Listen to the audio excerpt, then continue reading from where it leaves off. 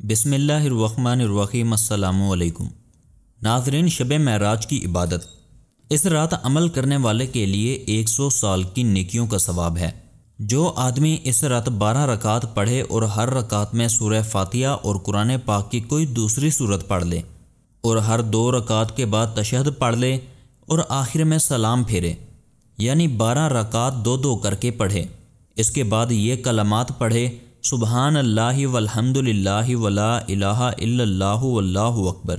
100 مرتبہ یہ کلمات پڑھے اور اس کے بعد استغفر اللہ 100 بار پڑھے اور 100 بار درود شریف جو یاد ہو وہ پڑھے، اور اس کے بعد اپنے دنیاوی اور اخری امور کے لیے دعا مانگے۔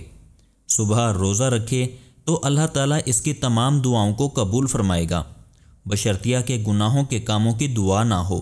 گناہ کرنے کی دعائیں قبول نہیں ہوں گی۔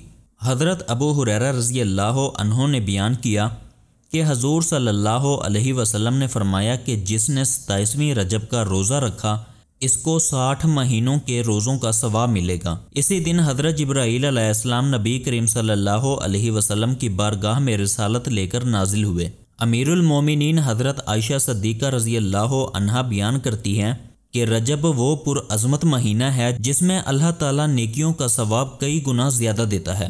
جس نے اس ماہ میں 1 دن کا روزہ رکھا تو گویا اس نے سال بھر کے روزے رکھے۔ ناظرین، اس رات آپ نوافل، قرات قرآن اور درود شریف پڑھنے میں گزاریں۔ نوافل جس طرح چاہیں پڑھ سکتے ہیں۔ صلاۃ و تسبیح بھی ایک عظیم نماز ہے۔ مقصد اللہ تعالیٰ کی عبادت کرنا ہے۔ جن حضرات کی نمازیں کافی تعداد میں قضا ہیں وہ حضرات صرف اور صرف اپنی قضا نمازوں کی ادائیگی کریں اس رات میں۔ جس کے ذمے فرض قضا ہوں اس کے نوافل قبول نہیں ہوتے۔ اس کی مثال یوں لے لیں جیسا کہ کسی کے ذمے کسی کا قرض ہو اور وہ جس سے قرض لیا ہے اسے قرض ادا کرنے کے بجائے تحفے پر تحفے دیے جائے اور قرض ادا نہ کریں۔ ناظرین، اس طرح کی مزید اچھی ویڈیوز کے لیے ہمارے چینل کو سبسکرائب کرنا نہ بھولیں۔ آپ سے ملاقات ہوگی انشاءاللہ اگلی ویڈیو میں۔ اپنا خیال رکھیے گا۔ اللہ نگہبان۔